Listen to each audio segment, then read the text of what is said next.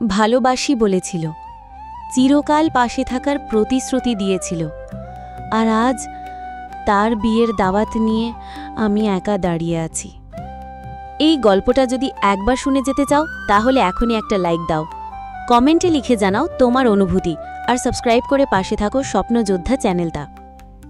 সবাই তো যায়, তবুও ও বলেছিল তুই আলাদা। আমি বিশ্বাস করেছিলাম।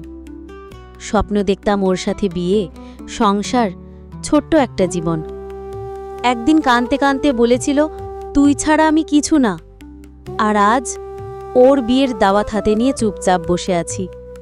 দাওয়াত কার্ডে ওর নাম দেখে বুকটা হঠাৎ কেমন জানি মোচড় দিয়ে উঠল। সবাই বলে ভুলে যা, কিন্তু আমি এখনও প্রতিদিন সকালে ঘুম ভাঙার পর প্রথমে ফোনটা হাতে নিই। ভাবি হয়তো আজ ও একটা মেসেজ দেবে, ভুল করেছিলাম তুই ফিরে আয়, কিন্তু ওর মেসেজ আর আসে না।